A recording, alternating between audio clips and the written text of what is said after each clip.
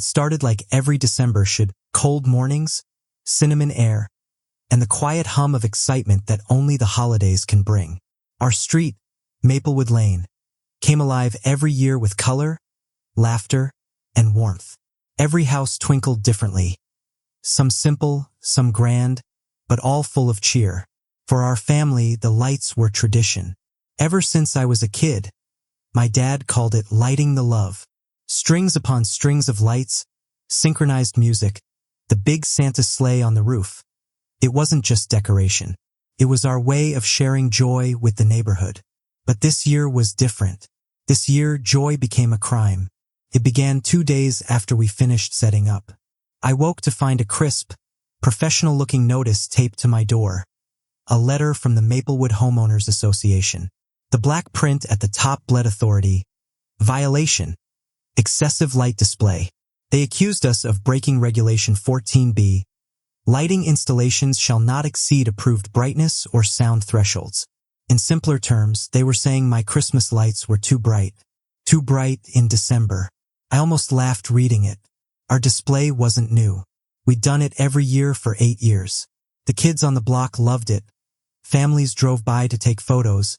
Even the local paper had covered it once. It was cheerful, joyful, everything Christmas stood for. But apparently, joyful wasn't HOA approved this season. At the bottom of the page was the signature. The new HOA president, Cheryl Peterson. Everyone called her Karen behind closed doors. The type who measured grass blades, left notes about mailbox rust, and smiled like she pitted everyone beneath her. She wasn't always in charge. The old president, Gary, had been understanding.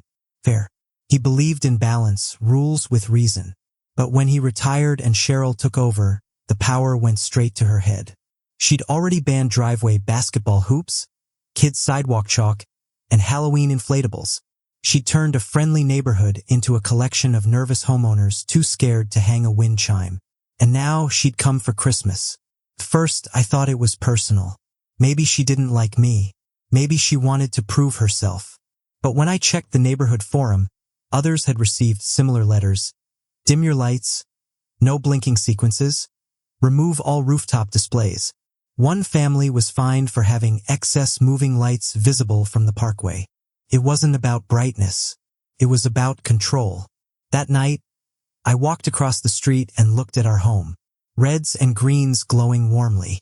The inflatable reindeer dancing gently in the cold air. The synchronized music playing softly in rhythm with the lights. It was harmless, happy, peaceful. And then, across the street, Cheryl's perfect house stared back. No lights, no wreath, no joy. Just sterile windows, white trim. Her porch lit by one motion-activated lamp that felt more like a warning beacon than holiday cheer. I could almost feel her eyes from behind those curtains, watching, waiting for the next excuse to send another letter. Part of me wanted to take the lights down to keep the peace. But another part, the part that remembered my father's laugh while hanging those same strings on freezing rooftops, refused. They weren't just lights. They were history. They were joy in color. So I didn't take them down. Instead, I doubled them. A second wave of lights went up the next day. Twice as bright. Twice as synchronized. Not out of spite, but out of principle. And if Cheryl wanted a war over Christmas spirit, then she was about to get one. Because joy, once threatened, fights back harder than any rulebook ever could. That evening, the neighborhood gathered outside, drawn to the glow. Kids giggled, neighbors cheered, music filled the air, and for a fleeting moment, Maplewood Lane was united again.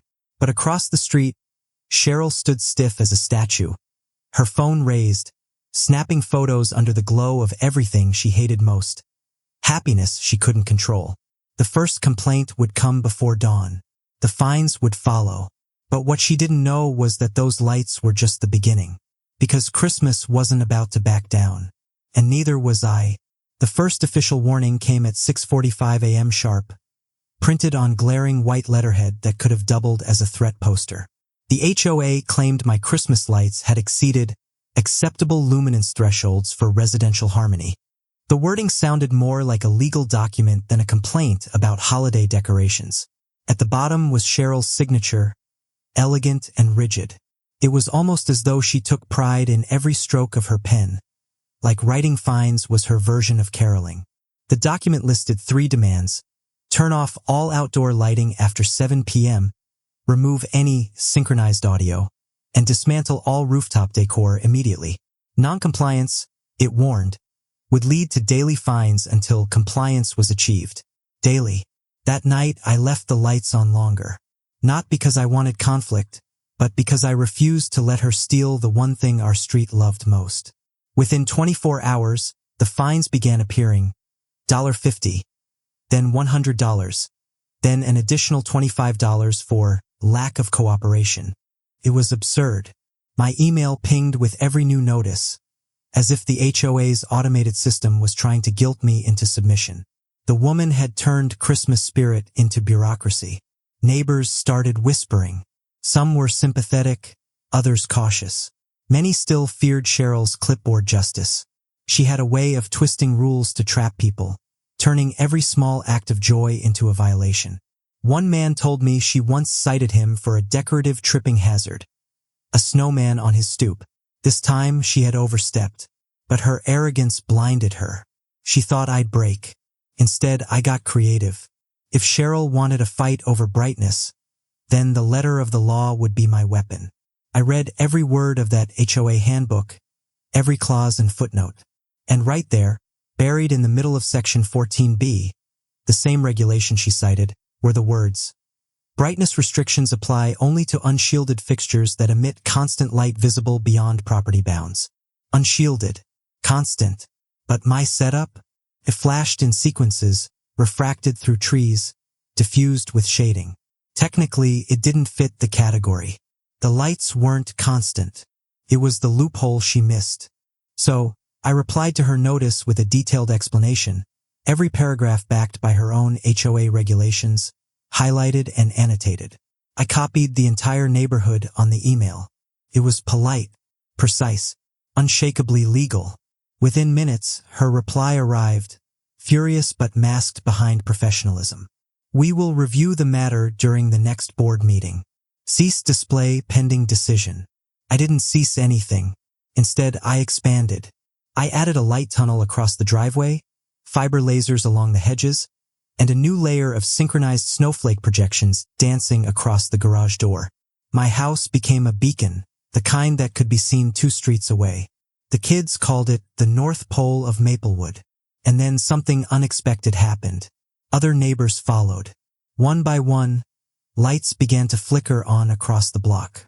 Greens, reds, blues, the rebellion spread. Cheryl's dark, empty house looked like a single void in a sea of color. She had gone too far, and now everyone else was done bowing to her control. But the battle wasn't over. Within a week, I received a cease and desist order, written on HOA stationery, stamped urgent. They now claimed my lights created public disturbance and visual intrusion. The absurdity made headlines in the local paper. Someone leaked the story. The headline read, HOA Grinch finds resident for holiday spirit. That's when everything changed. Social media caught wind. Thousands of people shared the article, tagging it with hashtags like #HOA and #LetThereBeLight. Comments flooded in, some mocking, some outraged, all supportive. Overnight, Maplewood Lane wasn't just a neighborhood. It became a symbol. Cameras arrived. Local news vans parked by my curb. People started driving by, honking in support, snapping photos. One small battle over Christmas lights had become a public war over control. And Cheryl hated every second of it. She tried to hold her ground, but her threats meant nothing now. Another fine arrived the next morning, this time citing excessive traffic. Each complaint she filed only fueled the story more. Local businesses donated decorations. Strangers sent boxes of lights in the mail. Our home had become the centerpiece of a movement, proof that joy couldn't be micromanaged. One night, I stood across the street watching the glow, hundreds of bulbs reflecting off the snow. The laughter of visitors filled the air. And there she was again. Cheryl, standing alone by her porch, the blue light from her phone reflecting in her glasses. Soon she'd make her final move. She wasn't going to let public humiliation end her reign quietly. And when she struck back, it wouldn't be with fines. It would be with the law. The morning the lawsuit arrived, the sky was still gray from last night's frost. A courier stood on my porch, holding a thick folder stamped with an HOA letterhead. The cover read, "Petition for Enforcement of Maplewood Estates Covenants." Cheryl had finally made her move. Inside were pages and pages of claims, accusations of public nuisance, non-compliance with subdivision ordinances, and deliberate disruption of neighborhood peace. She wanted a court injunction to force the removal of my display. The last page listed potential penalties: fines up to $10,000 and suspension of my community privileges. She thought she could outlast me through paperwork. Her timing was precise. The news buzz had started to fade, and she assumed I'd be back on the defensive, isolated again. What she didn't realize was that by the time her lawsuit hit my porch, an entire audience was already watching.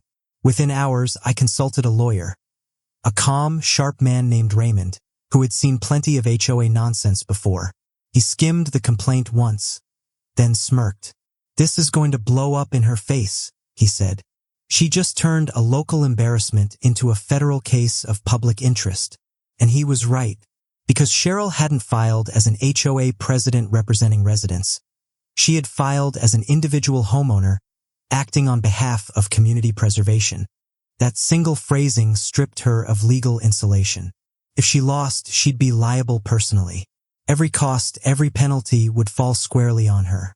Her arrogance had turned her entire crusade into a financial noose.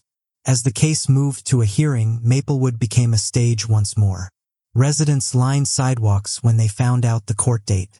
News cameras followed every development. Cheryl tried to spin it, claiming she was defending tradition and sanity in her neighborhood. But by now, sanity meant siding with her or risking becoming her next target. At the first pretrial hearing, the courtroom filled with more reporters than HOA members. And as her lawyer recited the filed complaints, how my overwhelming illumination had supposedly caused sleep disruption and light pollution, Judge Anderson leaned back in his chair, unimpressed. Then it was our turn. Raymond stood, handed the judge an evidence packet, and began calmly unraveling months of documented hypocrisy. He outlined how every violation Cheryl cited contradicted her own signatures in old HOA bylaws, how she had fined families for silly grievances while approving her friends' equally extravagant displays. And then came the photo, an old image pulled from a community newsletter. There she was, smiling under a massive display of white icicle lights, her house glowing brighter than the street itself. The caption, "President Gray leads by example." The courtroom hummed with laughter. Her expression darkened. That moment changed everything. The judge dismissed her injunction attempt immediately, stating that decorative expression during recognized cultural events fell under protected non-commercial display laws. In plain English, she had no authority to stop anyone's lights. But the damage to her didn't end there. When reporters got hold of the court transcript, they pounced. HOA president sues neighbor for Christmas lights, loses in court. News anchors laughed. Social media lit up again, bigger than before. Memes flourished. Someone remixed her angry outburst from the hearing into a Christmas jingle that went viral overnight. By that weekend, Maplewood wasn't just a neighborhood, it was a tourist stop. Families from nearby towns drove down to see the house that beat the HOA. Cars lined the block, headlights blinking in unison with the music, blending perfectly with the light show. Local news began calling it Hope on Maplewood. Even the mayor came by one evening, shaking hands with visitors and smiling for photos. He called it an example of community unity. Meanwhile, Cheryl's attorney quietly withdrew from her case, refusing further representation. The HOA board issued a public statement distancing themselves from her leadership, citing abuse of authority under color of position. In simpler terms, she was done. But Cheryl didn't disappear. Not yet. I'd see her car every now and then, idling at the intersection during the light shows, her headlights dim compared to the glow of 100 homes shining bright in supposed violation of her rules. I knew she was plotting something, A final retaliation, something desperate. And it didn't take long. Because when December reached its peak, when the entire neighborhood danced in color and music, she made one last move that crossed every line imaginable. And this time, she wouldn't face embarrassment. She'd face consequences. By mid-December, Maplewood Lane looked like something straight out of a Christmas movie. Every roof sparkled, every front yard glowed, and the once divided neighborhood had become a single, radiant symphony of color. People called it Unity Lane now. The HOA had fallen silent. The lawsuit was history, and even the local news still aired drone shots of the bright patch of suburbia that refused to dim down. To everyone else, it was joyous. To Cheryl, it was humiliation made permanent. The woman who once ruled the street with meetings and memos now lived in darkness. Literally. Her house sat there like a void amid the glow, blinds shut tight, porch unlit, driveway barren. Every night, she endured the laughter, music, and flashing brilliance radiating from her neighbors' celebrations. That kind of resentment doesn't fade. It festers. On a frigid Wednesday night, 2 weeks before Christmas, the first sign came. Half my display flickered out suddenly. I stepped outside, assuming it was a tripped breaker. But the outage wasn't internal. The power cord at the edge of the yard had been yanked cleanly, sliced just below the plug. Plastic torn, copper exposed. Vandalism. Intentional, neat, and quiet. I didn't need to guess who would do something so deliberate. Cheryl's house sat directly across the street. Her blinds parted just enough for a sliver of movement. The silhouette of her head sat still against the glow of her television. But if she thought fear would make me take the lights down, she underestimated me again. I repaired the cable that same night, stronger this time, hidden and reinforced. The next evening, the display returned brighter than before. The following morning, another HOA-style note appeared in my mailbox. Unsigned, typed, "The lights disturb community balance. End this." The threat wasn't official. It was desperate. I started checking the camera system daily after that. 3 outdoor cameras faced the yard, 2 facing the street. And then, for nights before Christmas Eve, the footage showed exactly what I expected.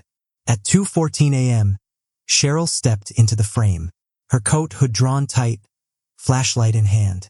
She moved across my front lawn as if it was her right to be there, crouched near the power source, and unplugged several extension cables. The lights died just behind her. One by one, darkness rippling across the scene like something symbolic.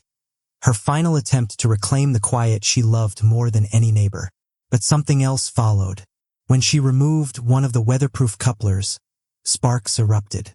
The frozen ground cracked with static discharge, and she fell back, startled. She wasn't injured, but the light show she hated came roaring back to life with a sudden surge, and the camera caught every second of her panic. She scrambled to her feet, backed away fast, tripping over lawn decorations before limping out of the frame. The next day, I took the footage straight to the news outlet that had first covered the story. By evening, a new headline rolled across screens everywhere. HOA president caught tampering with holiday display. Sparks and scandal in Maplewood Lane. The clip went viral in hours. Millions watched the moment her sabotage turned into slapstick.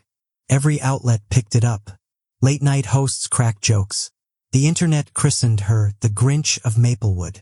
Someone even edited the security video to play with the Home Alone music. By morning, Cheryl's reputation had been obliterated permanently. The HOA board, what remained of it, issued an emergency statement disavowing her completely.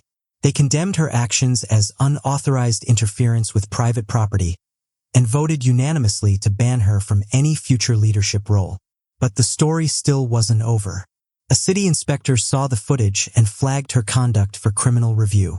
Tampering with another resident's electrical setup fell under property damage, and combined with her history of documented harassment, it drew attention from law enforcement. When officers arrived that afternoon to question her, the entire street watched from behind their curtains. The woman who once wrote us all up for unruly decorations stood on her porch in daylight, face drained of authority, clutching her clipboard like a last lifeline. They didn't handcuff her, but the message was clear as they escorted her into the car for questioning. That night, as neighbors gathered on my lawn drinking cocoa, we decided to dedicate the light show to her, not out of mockery but out of irony. We renamed the synchronized routine the Grinch Redemption Show, ending every performance with shining words across the garage wall. Merry Christmas, everyone, even the Grinch. Videos of that phrase spread online almost as fast as the scandal did. What was born as defiance had evolved into celebration. Cheryl's obsession with control had built a tighter, happier community than the HOA ever could. But the true end, her final reckoning, would come 1 week later, when national cameras returned to document the holiday miracle that an HOA almost killed, and she would have to watch as everything she tried to dim shone brighter than ever before. Christmas Eve arrived wrapped in frost and anticipation. The air was cold but alive, filled with something bigger than the season, bigger than lights. A shared sense of defiance that had turned into celebration. What started as a simple family tradition had become a movement that no amount of paperwork could stop. That night, Maplewood Lane wasn't just a neighborhood. It was a beacon. Cars lined the streets for miles, their headlights forming a winding path of anticipation. Families bundled in scarves and blankets streamed in from neighboring towns just to see the infamous display that had taken down an HOA. Drone cameras hovered overhead, recording aerial views of rooftops pulsing in perfect rhythm. Reporters stood on the sidewalks, microphones shaking slightly in the cold as they prepared their live coverage intros. Every window flickered like a heartbeat. Every home glowed brighter because it finally could. The energy was unreal, a mix of joy, unity, and quiet rebellion. And none of it would have existed if Cheryl hadn't tried to silence it. The local news kicked off their evening broadcast with the headline everyone had waited for. From fines to fame, the town that fought for Christmas spirit. Their segment played clips from across the season, the notices, the lawsuit, the sabotage, the viral footage, all culminating with live coverage of the display itself. They even dubbed it the Miracle on Maplewood Lane. But what no one knew was that a national news network had picked up the feed. By mid-evening, millions were watching across the country. Video clips flooded social media again. Children laughing, lights dancing in color, people standing shoulder to shoulder under falling snow. It wasn't a story about rules anymore. It was about freedom, standing up for what you love, and refusing to bow to fear disguised as authority. Halfway through the broadcast, the mayor himself arrived with 2 city officials and a local choir. The music stopped, the crowd quieted, and then he made a short announcement. A proclamation declaring December 24th officially as Maplewood Christmas Light Night. The crowd erupted, cheering loud enough to drown out the hum of generators powering the entire block. For one moment, even the snowfall seemed to join in, glittering like confetti in the colored lights below. Across the street, Cheryl's house stood cold and bare as always, but she was still there. I saw her curtain shift slightly, her pale face caught in the faint reflection of the light show. She could no longer stop. Maybe guilt flickered behind those eyes, or maybe envy. It was impossible to tell. But I didn't hate her. Not anymore. Because her obsession had given the neighborhood something better than silence ever could: connection. The cameras stayed till midnight. Then, as the countdown to Christmas Day began, I flipped the master switch for the final display. Strings of lights cascaded down like waterfalls of gold and red, synchronized perfectly to Silent Night. The music swelled across the snow, and for the first time all season, complete stillness fell.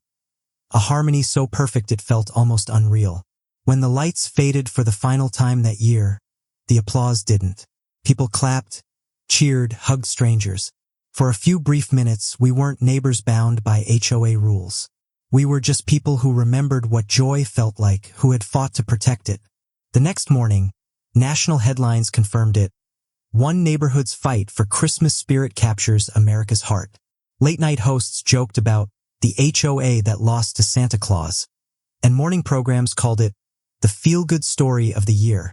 Even the governor's office sent a public message congratulating Maplewood residents for setting an example of community resilience. And in one final, poetic twist, the HOA board, what was left of it, was ordered to dissolve permanently.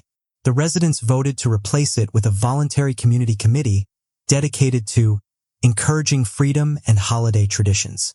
No more fines, no more fear, just fairness. Weeks passed, and the snow melted away, but the warmth remained. The display came down piece by piece, leaving behind bare rooftops and driveways that felt almost too quiet. Yet even without the glow, something lingered. A memory, a message. Because those lights weren't just bulbs and wires. They were proof that kindness and determination can outshine control and ego. A reminder that joy, once defended, burns brighter than any rulebook ever could. Every year since then, Maplewood Lane still lights up. No HOA, no limits, no fear. Just families, laughter, and colors flooding the cold. And every December 24th, someone always stops in front of my lawn to read the small wooden sign that hangs over the power switch. It says, "For every Karen who tries to dim joy, remember, Christmas will always shine brighter."